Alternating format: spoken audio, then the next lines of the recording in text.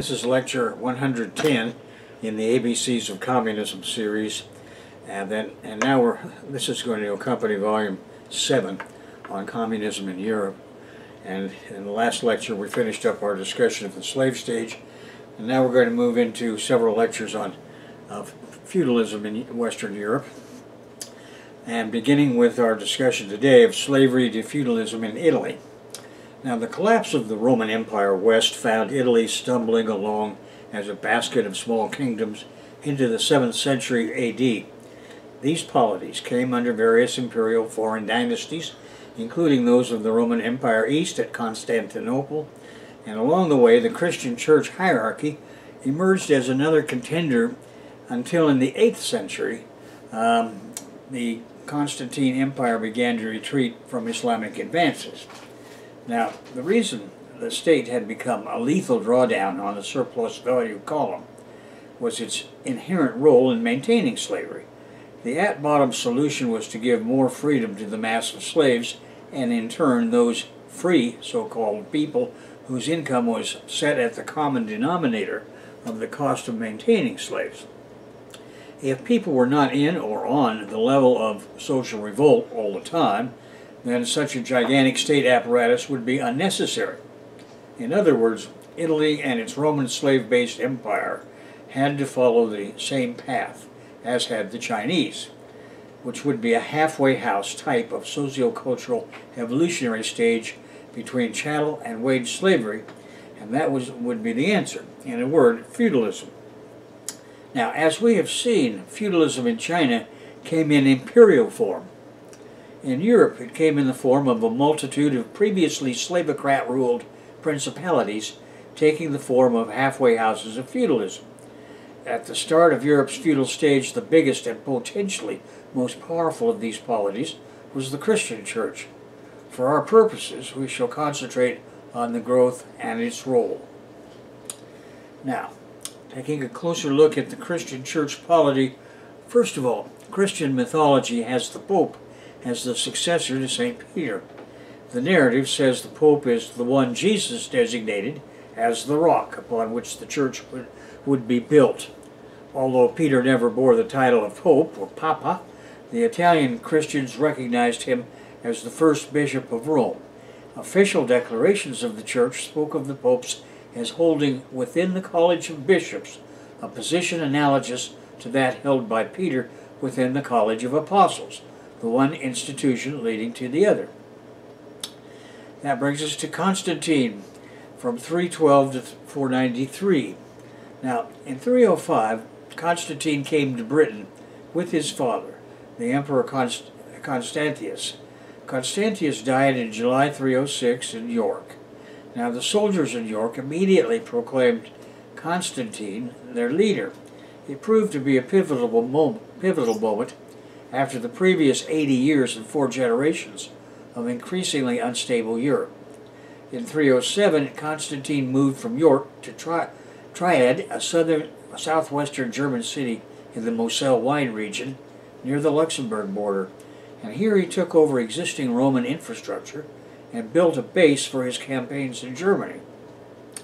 In 314, a year after Constantine's edict on religious tolerance, York had its first bishop, along with the bishops of London and Lincoln. He attended the Christian Council of Arles. By 324, Constantine had restored stability and security to the Roman world, uniting the whole of the Roman Empire west, and that would be for the last time for practical purposes. Between 324 and 330, Constantine abandoned Rome. He and his richest associate families built a new capital city in a new empire. It was the previous Byzantium city, renamed Constantinople, that is now Istanbul. Left behind in Italy for another 2 centuries to collapse, Constantinople lasted for another 1,000 years. Now, in AD 310, Constantine began the construction of the Basilica of Constantine in Germany, naming it Aula Palatina. The official account begins with the victory of Constantine I in the battle on the Milvian Bridge over the Tiber River. These two were half of the tetrarchy, the two that fought, of 4 Roman emperors. In the event, Maxentius drowned in the Tiber during the battle. His recovered body was decapitated, and then his head was paraded through the streets of Rome. Constantine thereby became the sole ruler of the Roman Empire West. The official version credits Constantine's vision of the Christian symbol called Chi-Rho, C-H-I-R-H-O, and the text In hoc signo vinces, in the sky. Accordingly, the narrative says that he reproduced this symbol on the shields of his troops.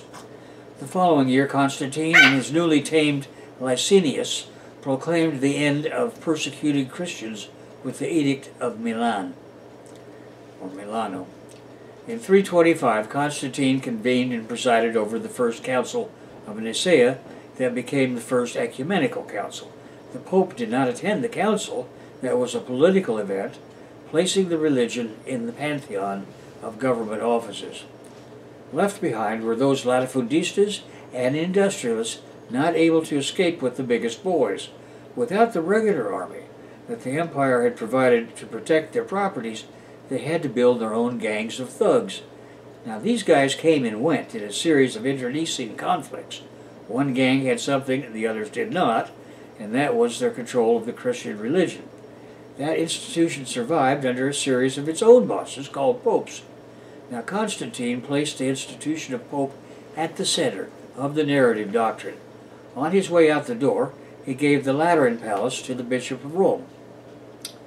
And that brings us to the great bug out between 324 and 330 AD. Constantine moved the capital of the Roman Empire west from Rome to Byzantium, as we have seen, which was a former Greek city on the Bosphorus. It took a full 6 years for him and allied ruling families of Rome to sell their properties, then load and ship their contents. Thus emerged the Roman Empire east as a formal polity, so that by 330, that is AD 330, the emperor renamed Byzantium as Constantinople, which is, as I've said today, is Istanbul. Now Emperor Constantine also erected the old St. Peter's Basilica, or Constantinian Basilica, that is now St. Peter's Basilica in the Vatican. The mythology says this was the place of St. Peter's burial after his conversion to Christianity. Now Constantine needed to reduce the size of the state apparatus, that is the army, navy, and police, and he needed an additional pillar of support. Now he saw this need as being satisfied by more ideological control over the masses. Christianity taught the unfree to accept their condition, so Constantine elevated it to that of the official religion. At that time, 10% of the Roman Empire's population was Christian. However, having subscribed to an outlawed religion under penalty of torture and death meant that that 10% was a hardcore base. Anyway, the majority worshipped the old gods of Rome, and it would take time and generations for Constantine's plan to succeed altogether. However, he was the boss, and his decision to elevate Christianity to the illegal approved role made eventual success inevitable. His celebration day, as a matter of interest, for the birth of Christ, we call Christmas. In 407, as we've seen, Constantine moved to Trier in Germany, taking many of the troops from Britain to confront the various German invaders who had crossed the Rhine the previous winter. Constantine gained the upper hand after several battles with the forces of the Italian boss Honorius. In 409, Honorius accepted Constantine as co-emperor. Now the activities of the invading Saxons and Angles on the near-defenseless Britain, along with desertions by some of his top commanders, resulted in a collapse of support for Honorius in Italy. In 410, Alaric sacked Rome. That was the first external capture of Rome in 800 years. Alaric deposed Attalus, and Alaric died shortly thereafter, succeeded by Autulf, king of the Visigoths. Now, in summary, from 402 through 406, Italy was torn apart by invader gangs who fought among themselves as often as they fought against local Italian gangs. At any rate, the last truly Roman, half-Vandal, three-star general, Flavius Stilicho, defeated the Visigoth general Alaric at Pollentia, or Polenzo, on the Tanaro River of Cuneo province in the Piedmont of northern Italy. And then he whipped Alaric again at Verona in 403. Honorius claimed to be the legitimate Roman emperor, based on running the biggest gang of non-clerical owners. After Stilicho's victory at Verona, Honorius moved his capital to Ravenna in the Emilia-Romagna part of northeastern Italy.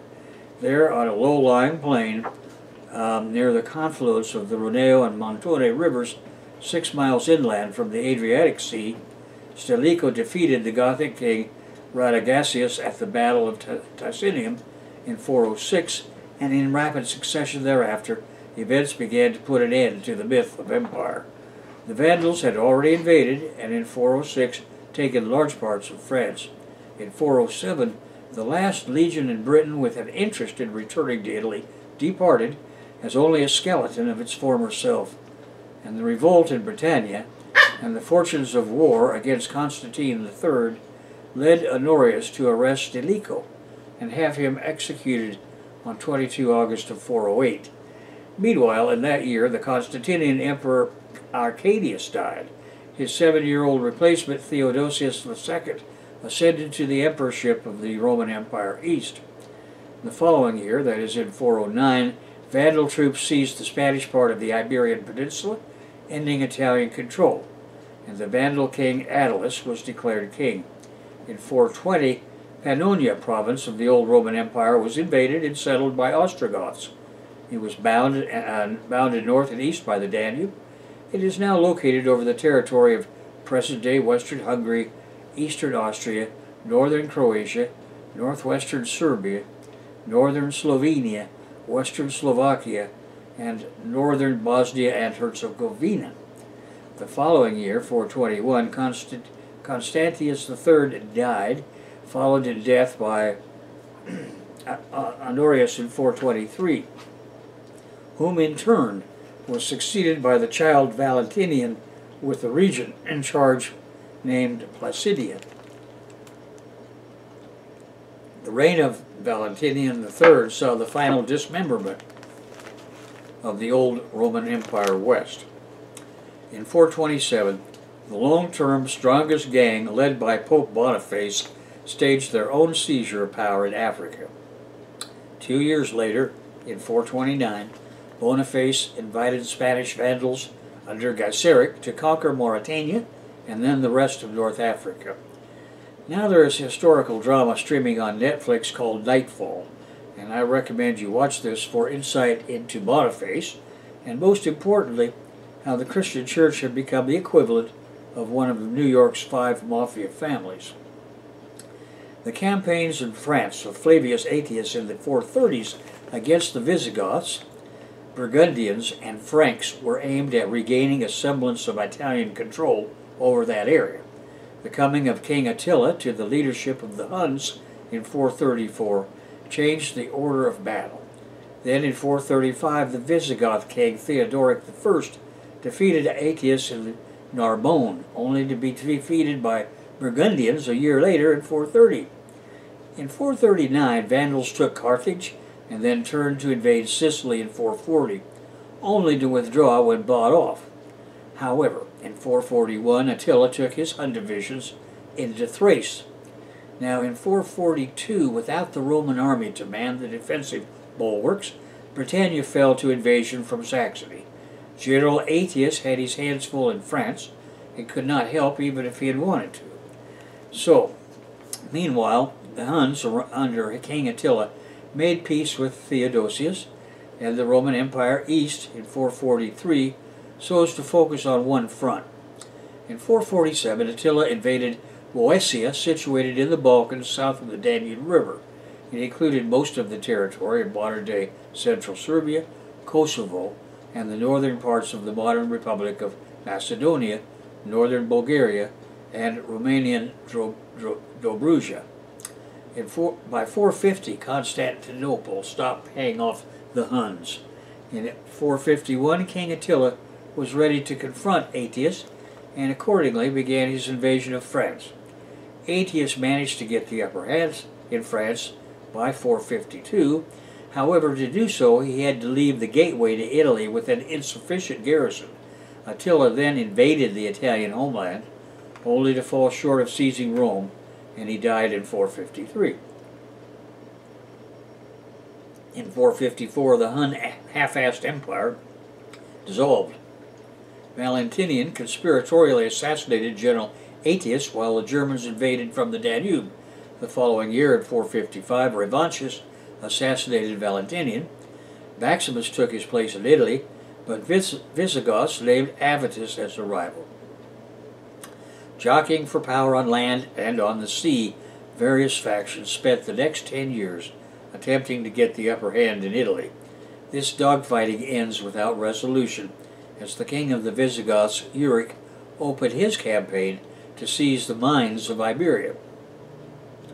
Constantinople had its strategic targets in the Near East and Egypt. Its emperor in 467 was named Leo, and he sent one of his own to impose order in Italy. And he sent General Basilius to the mouth of the Nile, but Basiliscus proved only able to grasp defeat from the jaws of victory in 468. In 474, Zeno ascends as the emperor in Constantinople, and Zeno sends a flunky named Julius Nepos to take control of Italy in his name. The following year, however, Romulus Augustus seizes power in Italy, kicking Nepos to the curb. In 480, the end of the collapse, aftermath, as the German king Odoacer ruling in Italy. In Italy, the Ostrogoths, under Theodoric, their first king, absorbed the area from modern France into modern Serbia. From the shambles left after the Great Bug Out, he assimilated the social institutions of the late Western Roman Empire. Theodoric called himself King of the Goths and Romans. At any rate, the papal election of March 483 had been the first to take place without the existence of a Western Roman emperor, and it was the Ostrogothic king whom appointed the Pope. In the first schism on 22 November 498, 2 men were elected Pope. The subsequent triumph of Pope Symmachus, who was a pope from 498 to 514, over antipope Laurentius, is the first recorded example of selling church and public offices to gain control of church voting, which becomes known as simony, for reasons I won't get into here, but are in your book. At any rate, Symmachus had to institute the practice of popes naming their own successors, if his bribery were to be seen by the bribees as having a permanent effect. In 532, Pope John II was the first to rename himself upon succession. Now, Theodoric was tolerant towards the church and did not interfere in dogmatic matters. He remained as neutral as possible towards the Pope, though he exercised a predominant influence in the affairs of the papacy. Starting in 535, Constantine's Eastern Roman Empire invaded Italy under Justinian I. Thus began a period of Constantinople dominating the Roman papacy that continued until 752. Popes required the approval of the Constantinople emperor for consecration, and were chosen from the liaisons of the Pope's office to the emperor, or the inhabitants of Constantinople that ruled Greece, Syria, or Sicily. Now, Justinian I appointed the next 3 popes, a practice that would be continued by his successor until delegated to the Exarchate of Ravenna, which is just a term for a kind of city-state. Theological conflicts were common between Pope and Emperor. However, they were always just a cover for the deeper greed-based fighting over everything, from the dues paid by parishioners to revenue streams from agriculture and industry. In 751, the Ostrogoth king was captured when his capital at Ravenna was taken and fell under Lombard rule.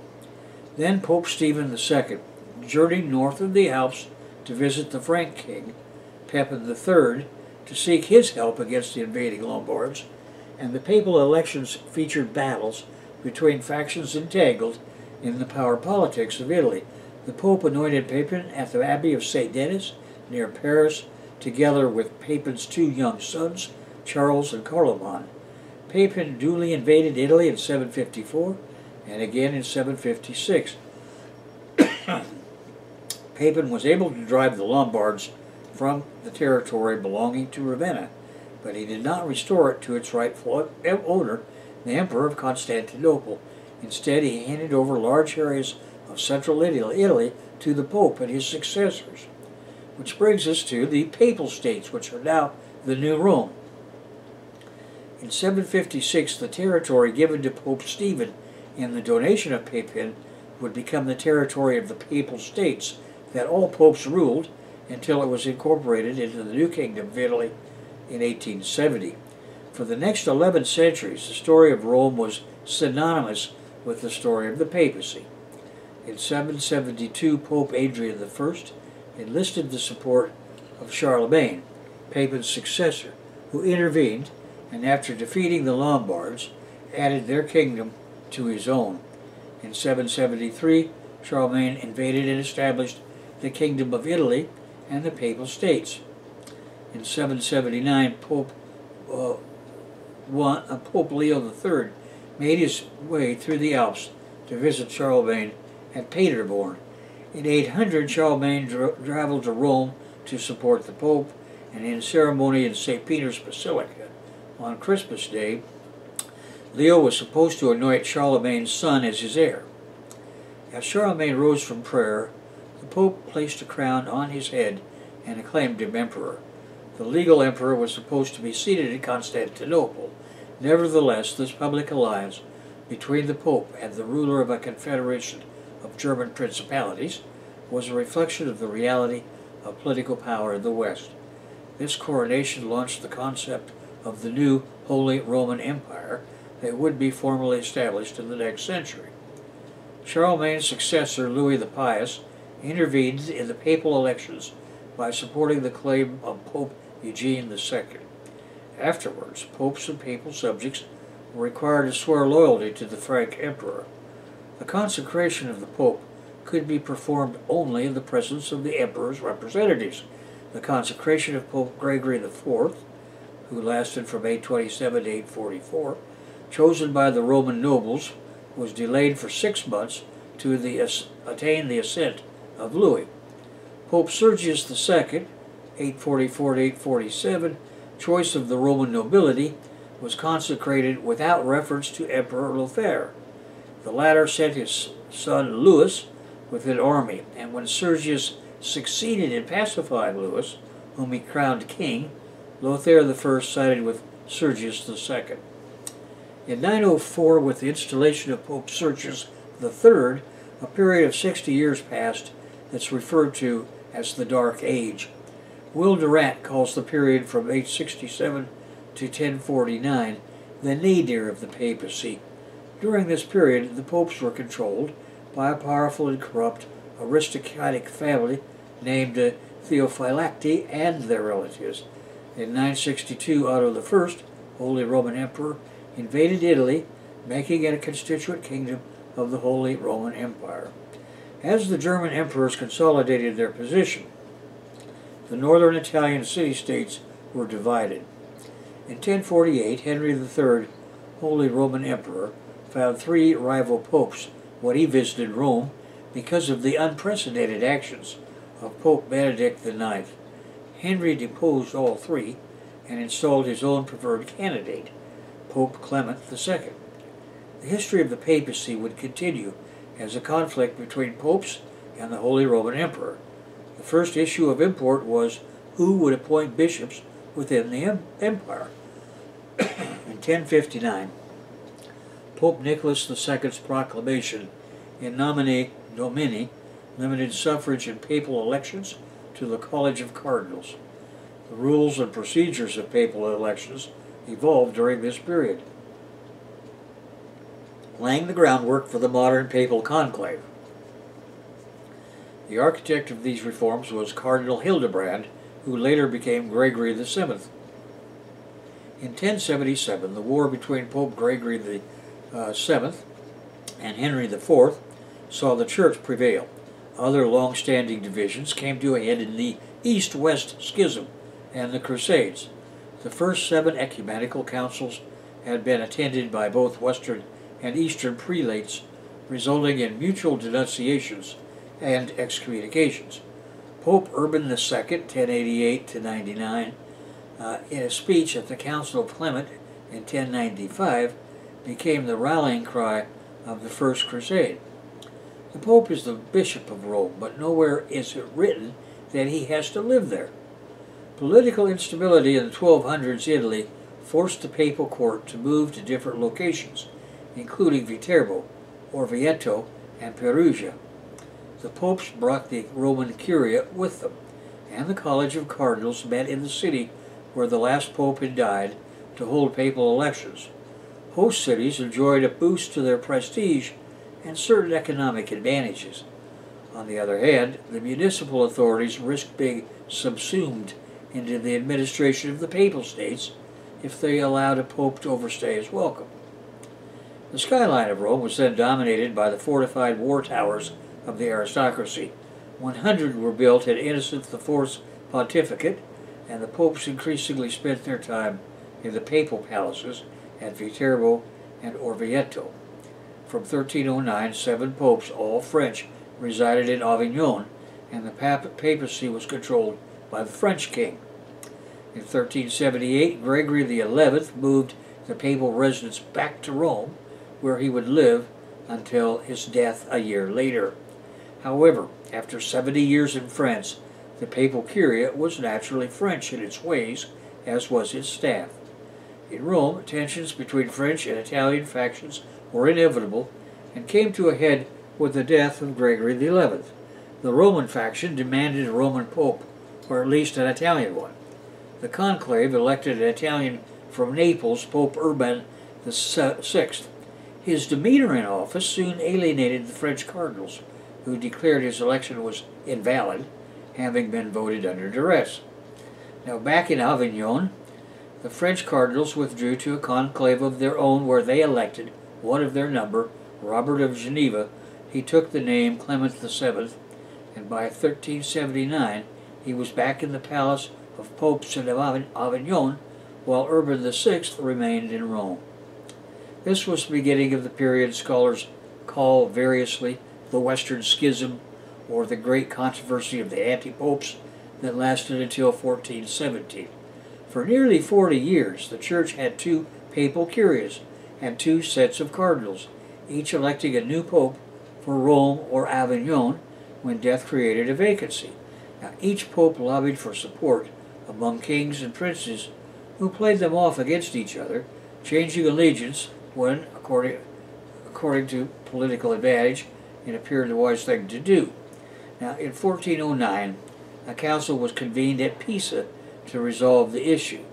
The council declared both existing popes to be schismatic, that is, Gregory XII from Rome and Benedict XIII from Avignon, and appointed a new one, Alexander V. But the existing popes had not been persuaded to resign, so the Church had 3 popes. Another council was reconvened in 1414 at Constance.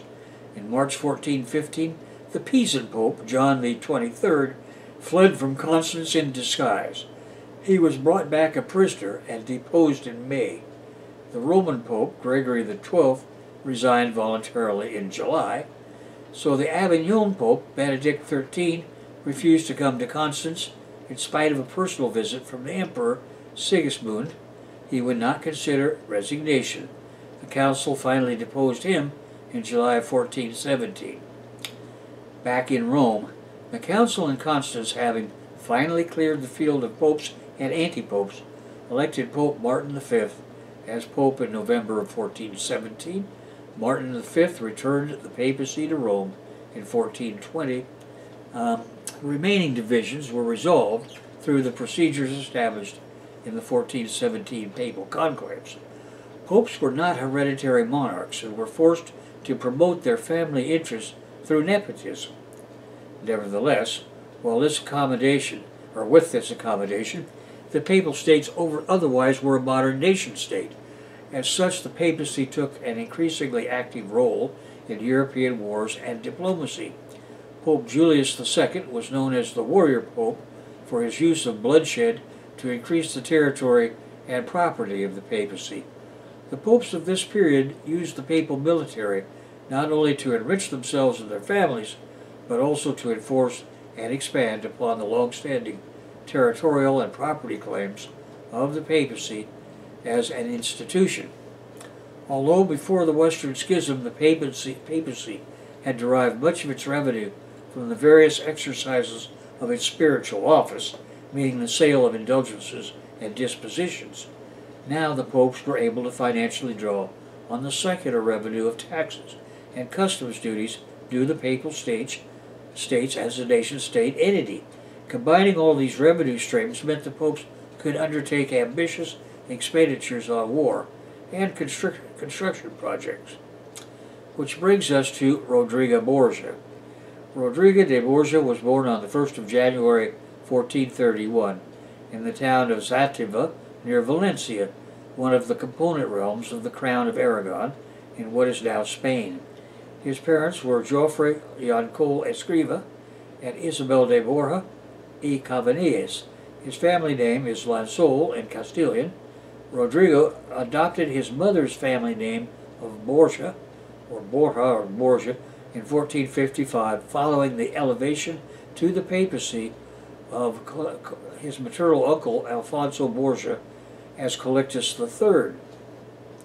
Now, Rodrigo Borgia himself earned his doctorate in law at Bologna in Italy, where he graduated cum laude. After the election of his uncle as Pope Calixtus III, he was ordained deacon and created cardinal deacon of San Nicola in Carceri at the age of 25 in 1456. The following year, he was appointed vice-chancellor of the Holy Roman Church. In 1468, Borgia was ordained to the priesthood, and in 1471, he was consecrated bishop and appointed cardinal bishop of Albano. He served in the Roman Curia under 5 popes: his uncle Calixtus III, Pius II, Paul II, Sixtus IV, and Innocent VIII. Accordingly, he acquired administrative experience, influence, and wealth.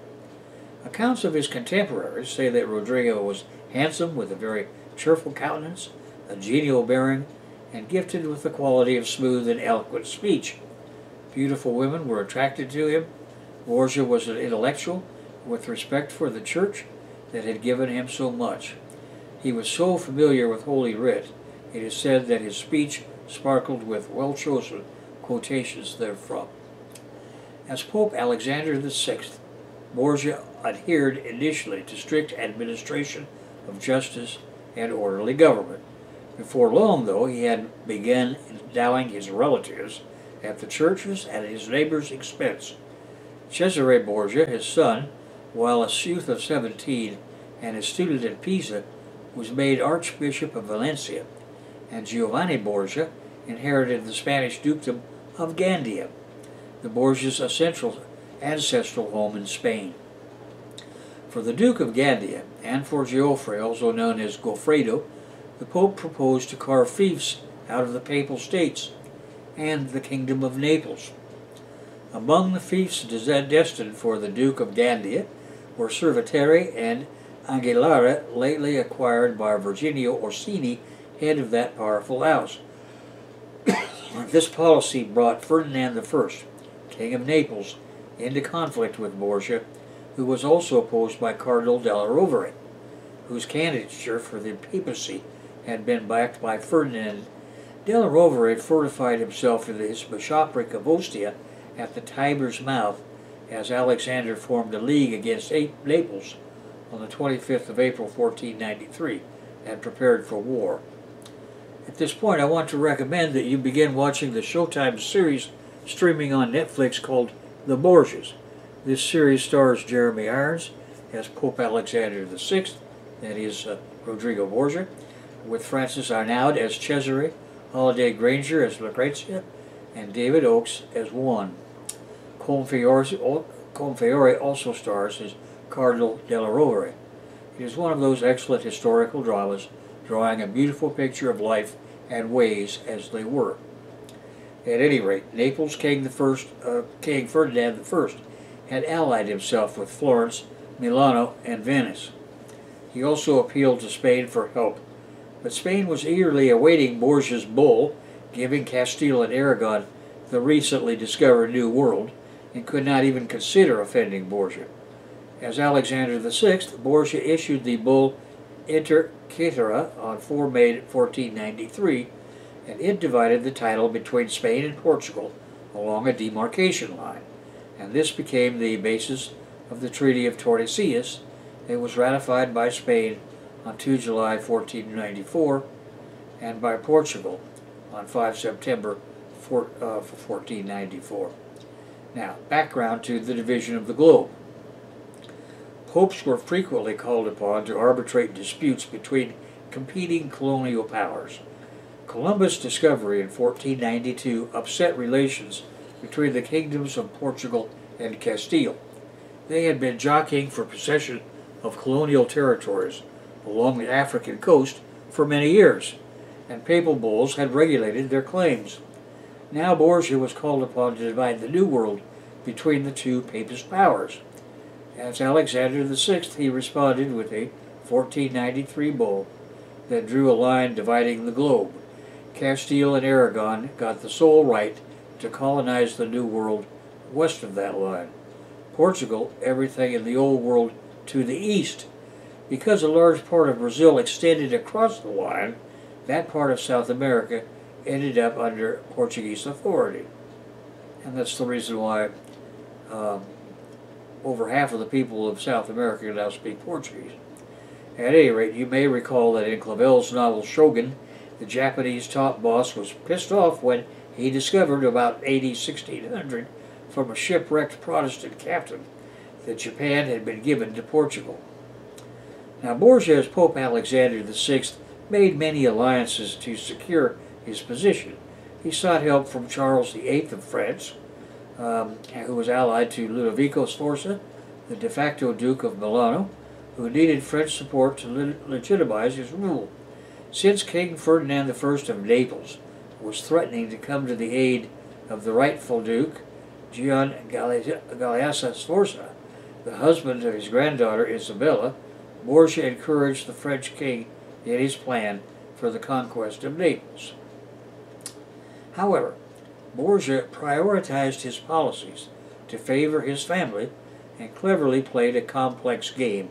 Through the intervention of the Spanish ambassador, he made peace with Naples in July of 1493. Then he cemented the peace by marriage between his son Joffre and Dona Sancha, another granddaughter of Ferdinand I, to dominate the Sacred College of Cardinals completely.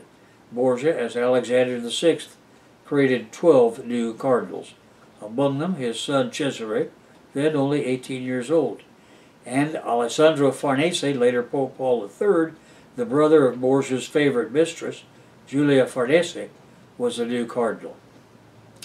Turmoil consumed Italy in 1494 when Ferdinand died in Naples in January, until the French King Charles VIII crossed the Alps in September and joined Ludovico at Milano. Then the powerful Colonna faction seized Ostia in the name of France. Charles VIII rapidly advanced southward, and after a short stay in Florence, set out for Rome in November. Borgia appealed to Ascanio Sforza for help. When the Orsini offered to admit the French to their castles, Borgia had to come to terms with Charles. On the 31st of December, Charles VIII entered Rome with his troops, the cardinals of the French faction, and Giuliano della Rovere in tow. Borgia was able to win over the Bishop of St. Malo to convince the king to send Cesare as legate to Naples with the French army, supposedly to deliver Sam Sultan held as a hostage to Charles VIII, and to give Charles Civitavecchia on 16 January of 1495. In the event, 12 days later, on 28 January of 1495, Charles VIII departed for Naples with Cem and Cesare. Then Cesare slipped away to Spoleto. Neapolitan resistance collapsed, and Alfonso II fled, abdicating in favor of his son Ferdinand II. Ferdinand was abandoned by all and had to escape. The kingdom of Naples was conquered with surprising ease, but it was a Pyrrhic victory. However, as a reaction against Charles VIII by all the European powers, alarmed at his success, followed, which is exactly what Borgia had anticipated. On the 31st of March of 1495, a Holy League to expel the French was formed between Borgia, the Emperor in Constantinople, Venice, Ludovico in Milano, and Fernando of Aragon. On 12 May 1495, Charles VIII had himself crowned King of Naples, only to be forced to retreat northward a few days later, and he began his retreat northward. He fought the Holy League at Fornovo, making his way back into France by November. Ferdinand II was reinstated at Naples soon afterwards with Spanish help. Borgia now was able to crush the great feudatories and establish a centralized Italian government, thus to take advantage of the defeat of the French to break the power of the Orsini. From then on, Borgia built the Papal States as the main Italian power. Virginio Orsini died as a Spanish prisoner at Naples, and Borgia confiscated his property. In January of 1497, the rest of the Orsini gang defeated the papal troops sent against them under Guidobaldo de Montefeltro, Duke of Urbino, and Giovanni Borgia, Duke of Gandia, at Soriano. Peace was made through Venetian mediation, the Orsini paying 50,000 ducats in exchange for their confiscated lands, and the Duke of Urbino, whom they had captured, was left by Borgia to pay his own ransom. When it was all said and done, the Orsini family remained powerful. Borgia, as Pope Alexander VI, had the unquestioned loyalty of 3,000 Spanish troops, and his capture of Ostia confirmed that new reality. And of course, the permanent defeat of the Francophile cardinals, Colonna and Savelli, was frosting on the cake. And then occurred a major domestic tragedy for the House of Borgia. On 14 June, Giovanni Borgia, Duke of Gandia, lately created Duke of Benevento, was murdered, and his corpse found in the Tiber River. Rodrigo Borgia, his father, was overwhelmed with grief, shut himself up in Rome's Holy Angel Castle, Castel Sant'Angelo. As one would imagine, an intensive search was made to find the assassin. Suspicion fell on many highly placed persons for hiring the job, and the Orsini against whom Giovanni had been involved in the recent campaign were the principal suspects, but he had many other enemies. Ascanio Sforza had had a terrible row with him just a few days before the murder. No conclusive explanation was ever reached. There is no reliable evidence that the Borgias resorted to poisoning, judicial murder, or extortion to fund their schemes and the defense of the Papal States. Opponents of Borgia's curia include the demagogue Florentine friar Girolamo Savonarola. His sermons were invectives against papal corruption. He appealed for a general council to confront the papal abuse.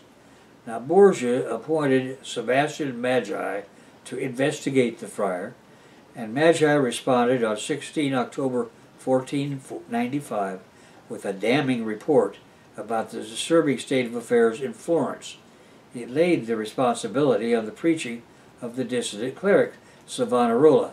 Eventually, the Florentine rulers, tired of the friars moralizing, and the Florentine government sentenced Savonarola and 2 acolytes to death by hanging, and that was carried out on the 23rd of May of 1498. The prominent Italian families looked down on the Borgia family, resenting their power. Borgia now felt more than ever he must rely on his own kin. In 1497, he had annulled Lucrezia's marriage to Giovanni Sforza. He arranged a marriage between the Duke of Bisceglie, a natural son of Alfonso II, and Lucrezia. Cesare resigned his cardinal's hat and was sent on a mission to France at the end of 1497. and he carried a bull of divorce for the new French King Louis XII. The price obtained was the Duchy of Valentina and a promise of material assistance in his schemes to subjugate the feudal princelings of Papal Romagna, and a marriage to the Princess of Navarre.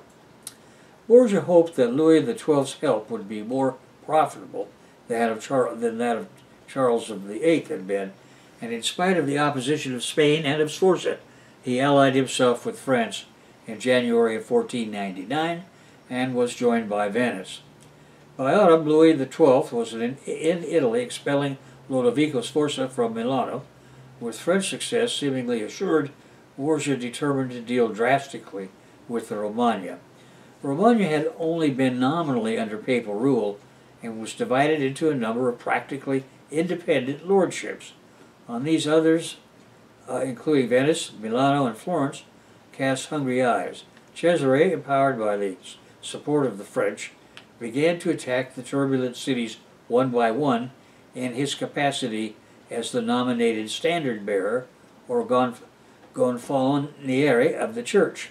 However, the expulsion of the French from Milano and the return of Lodovico Sforza interrupted his conquests, and he returned to Rome in early 1500.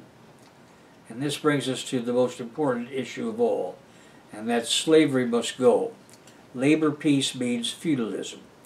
Now, as we have seen, Constantine realized that slavery meant the cost of the state apparatus was destroying the surplus value column and thus the empire. Only the massive army and police could contain the slave pens of Europe and Africa.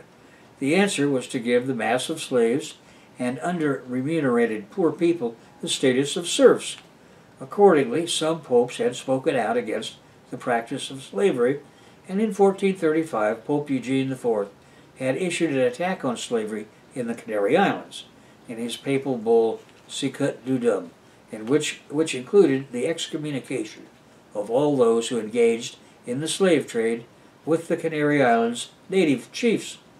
In its place, a form of indentured servitude was allowed, as being the same as a peasant's duty to his liege lord in Europe.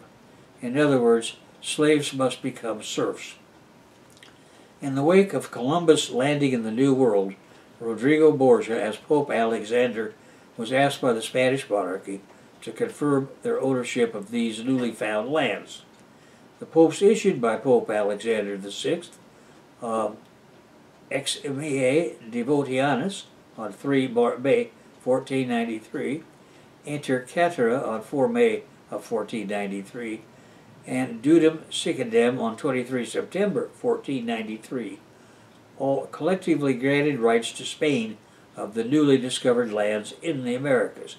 These were similar to those Pope Nicholas V had previously conferred with the bulls Romanus Pontifex and Dum Diversus, and the earlier one of Pope Eugene V on the Canary Island.